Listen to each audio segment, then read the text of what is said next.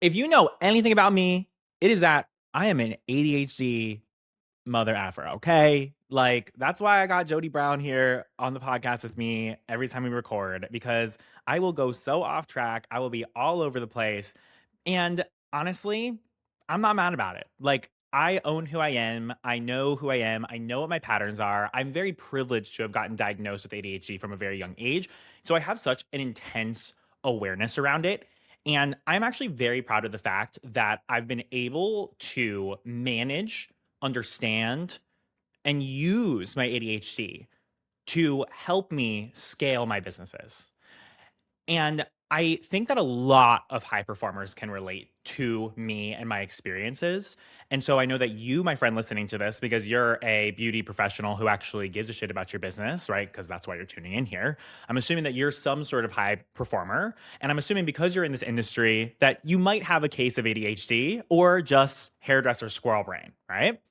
And so, what I'm hoping to do here today is first off, make you feel validated and make you just feel more awareness around your patterns, because I think that's like the biggest thing when it comes to ADHD.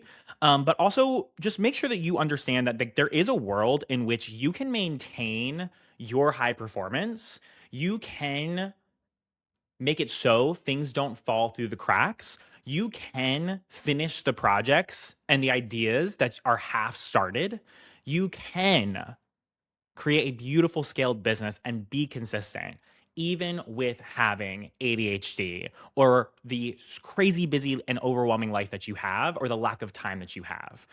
And I've, again, had the privilege and experience of having to work with my ADHD and figure out how I can put systems in place to make it so it's a lot easier for me to be able to follow through consistently. And that's what I'm going to be talking about here today. And again, we have Jodie Brown here as per usual to facilitate our conversation to make sure that my brain stays on track to give you the best experience. So, hello, Jodie Brown. How are you doing today?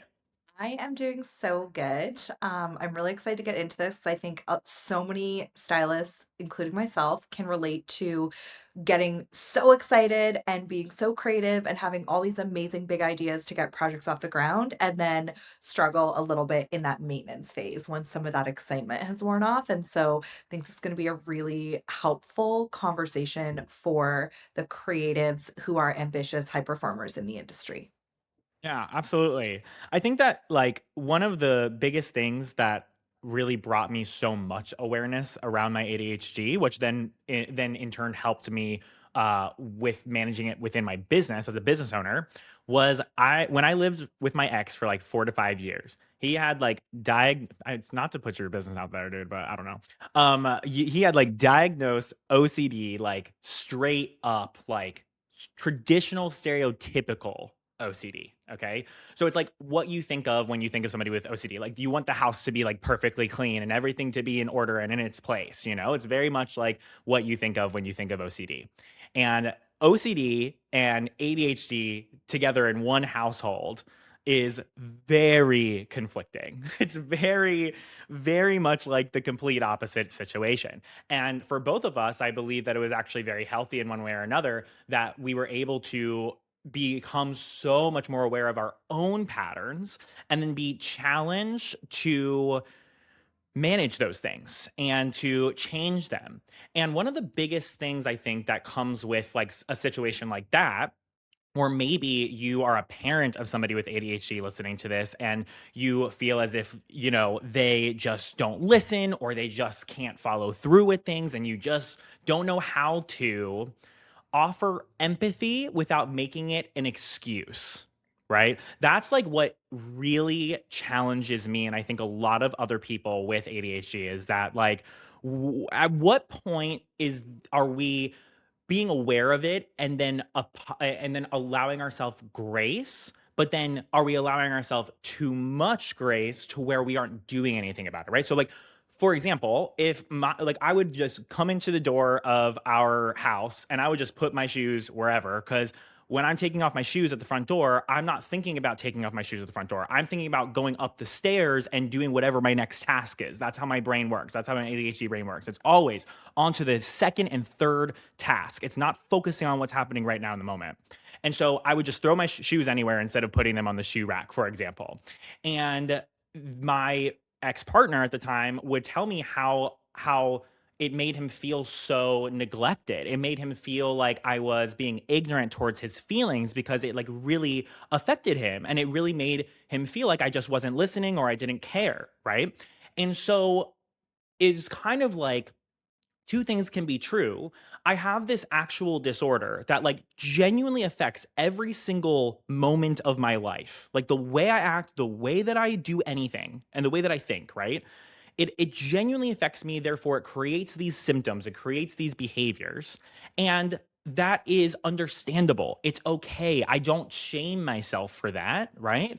Although it's very easy to go into that shame spiral and it's going to happen either way. But I try my best to first off, allow grace for myself and understanding for myself, but also help other people understand that this is just how I am and it's not purposeful. And with that being said, I still have a responsibility to make it so I am taking care of myself and setting myself up for the most success while having ADHD and not affecting other people around me because of my ADHD in a poor or negative way. I still have that responsibility, right? So, two things can be true. We can give ourselves grace. We don't have to shame ourselves for our disorder, but we also still have that responsibility and we shouldn't make it an excuse for not doing something about it. And so what I've feel like I've really mastered a lot and again have had the privilege of mastering is instead of trying the same things that everybody else tells you to do, like the neurotypical normal maybe organization influencer tells you to do, I figure out what works for me and my brain. I am very realistic about my own expectations of myself and my own patterns. And I discover and I try and I change the things and the ways that I show up. And I put systems into place that make it so I either have no choice but to follow through with it. So there's accountability, that it is as easy as possible for me to get done the task because it is so streamlined and so organized preemptively, or it's completely automated, delegated off of my plate, or I just don't do it and I don't expect it of myself because I know it's not realistic for me to actually get it done or do it well. And I think that that's been a really big secret and very important thing for me to do in my own personal life, but especially in my business. And it's gotten me to where I am today. And it's always evolving and changing the solutions that I put into place. But it's so exciting when I get to add more of those things and evolve more of those things within my own business. And I see how much more efficient I can be and how much less shame I feel because I just accept the fact that this is who I am and therefore I need these systems to make things better, right? Instead of holding myself to a unreasonable standard that I know I'm not going to hit, I take things one step at a time and I make it so I'm realistic enough and I put the solutions in place so that way I can actually follow through. And it feels very, very good. And being able to share those same systems with people like you, my friend, who are listening to this right now and helping you automate those things and making all of this so much easier, that heavy weight of growing and maintaining the business with all the shit that you have to do and all the things that you have to remember to do throughout your day to day.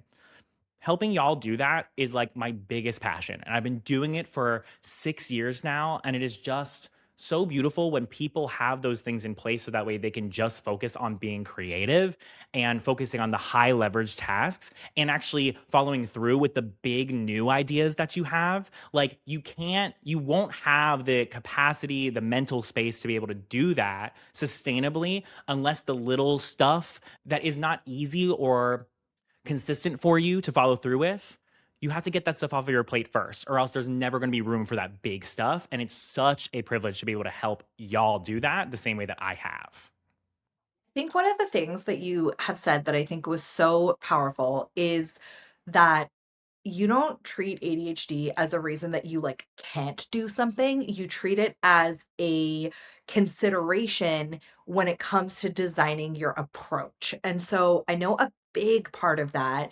And I think this like is so again so helpful because I feel like this applies to a lot of the independent stylists as well because there's just neurodivergent or not there's also just the case of having so many things on your mind So I feel like a lot of these strategies and these ways that you've, been able to build your business apply to the person who's also like really overwhelmed with all of the tasks that they have to do. And a big part of that is creating systems that allow for consistency. Because we're going to talk about this more on next week's episode where we get into some of the survey results. But like, surprise, surprise, consistency when it comes to your client experience, when it comes to the things that your clients expect from you is massively important, which you've been saying, of course, for years. And so, can you talk a little bit about because I think when we hear systems, sometimes we think like that's just automations or that's like just for the technology side. But I Right. feel like it also goes into just like different modes of operating. Can you talk about that a little bit? Yes. Like, absolutely yes, dude. I love this topic. Because yeah, like when we hear system, I think our brains immediately go to like technology or something like that. Totally. When in reality, I mean, prior to technology, there has been systems that people and organizations and governments and humanity has put into place for eons, since the beginning of humanity, right? I'll give you guys a really simple system, a super simple system that has helped me. I haven't been super consistent with it, but I'm giving myself grace for it. Is I went through a moment in time in which I felt as if like being on my phone at night before going to bed and then also waking up and immediately scrolling after picking up my phone was like not good for me. And I don't really feel like that right now. So maybe, when that does happen to me again, I'll pick this back up because it was really effective. A literal, like the simplest example of this, of a system, is leaving your phone away from reach next to your bed, right? Putting it in another room before you go to bed, right?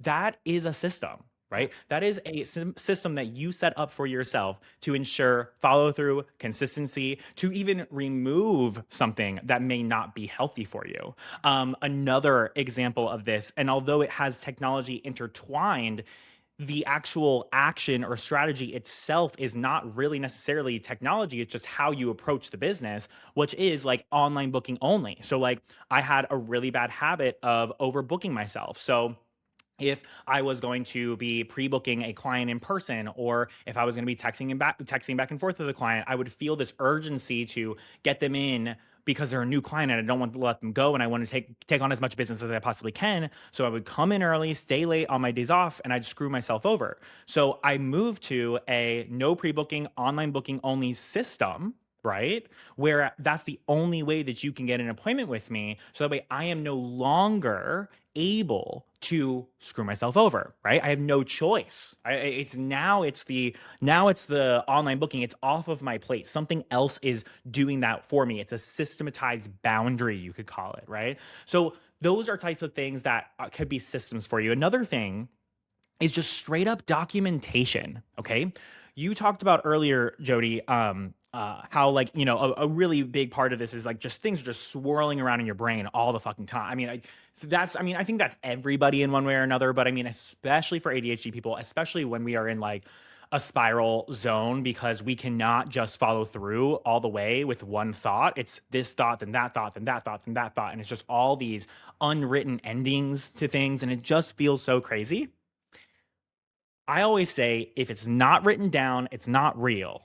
Okay. Like if it's not actually out of your brain, then it is just in your soul, and technically your soul isn't really real, like it's just like nobody knows what your actual soul is, right? It's just like floating out in the universe in one way or another. I don't fucking know. That's not real, right? Like your thoughts aren't real. Your thoughts aren't tangible. Right. And it is so much more difficult to process your thoughts if they aren't written down. And so it's not just about thoughts, it's also about routines. It's also about how you approach that client experience or your business responsibilities, especially the ones that you can't automate. So, like, okay, I can't automate this, I can't delegate it. But what can you do? You can make the task as easy as possible for you to follow through with. How do we do that? Write down how you go about doing that and then just follow that plan step by step by step instead of getting super overwhelmed and not knowing where to start because you are only in your thoughts instead of just following a step by step plan, right? Any of the parents listening will relate to this, but like chore charts, I feel like are like the number one example of this because like I remember I used to get so frustrated when I'm like, oh, like we've talked about this. I wasn't outwardly frustrated, but inwardly.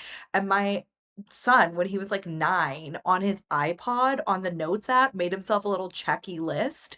Not Yes. one day has he actually forgotten since making this list. And I feel like as adults, we have a lot more on our mind than the average, like, 10-year-old. So, Yeah. if that kind of stuff, I think makes such a huge difference, just writing it down, having something you can check off, and knowing what you have to do as opposed to trying to remember. Yeah, 100%. That's why this is also something that we really focus on in our programs because as the survey, our most recent survey that we ran, which I am so excited to share the results with you guys for our 2026 consumer behavior survey. Um, uh, One of the number one reasons, or the number one reason clients say that they will leave a stylist is if they have an inconsistent experience over and over and over again. Okay. And so we make it a very big deal to have a written out system that you follow step by step for the in the chair experience so that you are making sure that you're always checking that box for every single thing. The moment that you make a scalp massage a little bit shorter, the moment that you approach your consultation in a different way, the moment that you don't review what you did that day the same way that you did their first appointment, that feels inconsistent. You have now ruined the expectation that this person has set for you in exchange for the money that they're paying you. And so in Modern Stylist Movement, we walk you through like setting all that up with a really clean digital document and documenting those things step by step by step. And it is very, very, very helpful. Going back to the chore list, I'll be vulnerable here. When I started it in the salon when I was 16, I was a 16 little dirty ADHD boy. Okay. Like I just like was a mess. All right. And still a mess to this day. And it was my first job ever. Okay. And I remember, and I think that I feel like if you've been an assistant in a salon, if you've been an owner of a salon, you will know what I'm talking about here. I remember all like my managers and things like that, they would tell me, like, you just need to take initiative. Like, you just need to make the place look how you would expect it to look for the client or the luxury experience. And unfortunately, for somebody like me, that's not enough. You need to be clear about what I actually need to do. And especially in that type of circumstance when I'm a child and I just don't really Don't understand those know. Yeah. concepts yet, right? But I mean, even to this day, like if you want to be held, if you want to be holding somebody else to your standards, they should be given a clear rubric of what that looks like. And of course, there is a part of that conversation where, can this person take initiative? Should I expect them to take initiative? Absolutely. If they're aligned with your core values, they should be able to do so. But you can't also expect them to meet your exact standards, right? There's only so much initiative somebody can take. And so once we actually at the salon got a checklist for every single day, I was like, okay, good. I know exactly what I need to do. I'm going to do it all and I won't forget anything, right? So like I would go around, I'd be like, oh, okay, I need to go empty these towels out over here and fold them. Or, oh, I need to wipe down the shampoo bowl. Oh, I need to mop the floor. And it would just be from like one task to another. And I wouldn't really see the big picture. And I would just get all discombobulated. And maybe I'd forget about one thing or two things, or I wouldn't do something all the way. But with a checklist, with an actual standard set for me, okay, I'm able to follow through with it. And that goes for my entire life here today. And so writing things down, having systems for everything, if it's only in your brain, then it's not real. So especially from a business perspective. So you need to have it documented. And that's just one example of a very powerful yet simple system that you can have in your business to help you as a neurodivergent person or help you even train a team or an assistant moving forward. I think, like, it is the most underrated, like, documenting and having something that you can reference and actually, like, look at because you're right, you never know which part of the client experience your client is looking forward to.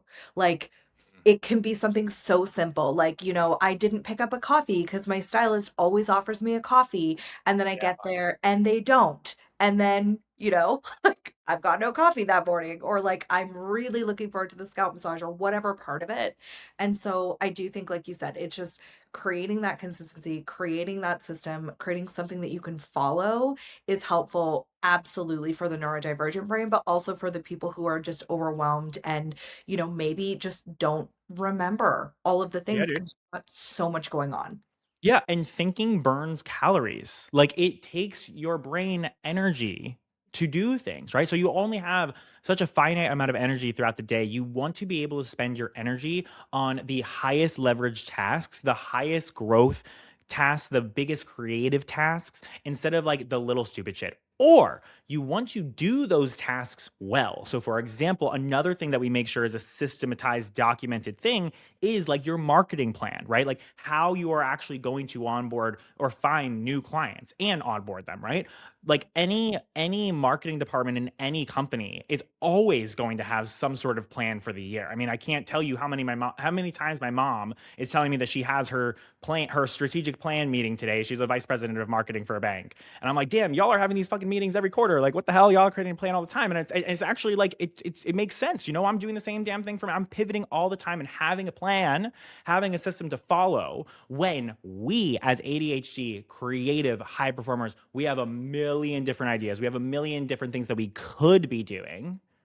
When we understand what the main focus is, and when we have a list that we can always go back to when we don't know what to work on or we feel overwhelmed, that can just help us move forward in such a more effective way.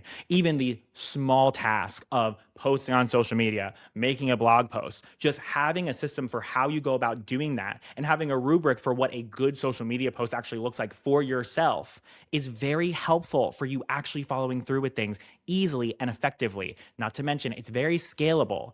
If you decide to hire someone one day, which you may not even be thinking about right now, but maybe you should if you're a high performer, then that can be really helpful if your brain and what's in it and how you approach things is already documented to be able to pass on to the next person. So, we love systems over here for the ADHD entrepreneur. And I teach a whole lot about these systems within my programs. For mastermind people, we create really specific automations and systems for you as a high performer to be able to make things as easy as possible, create a next level client experience without you having to do more manual work or remember to do things, right? Just by the seat of your pants. And I would really love to work with you in those ways. We have a really exciting thing coming up very, very soon that I'm excited to roll out to you that you can join us in.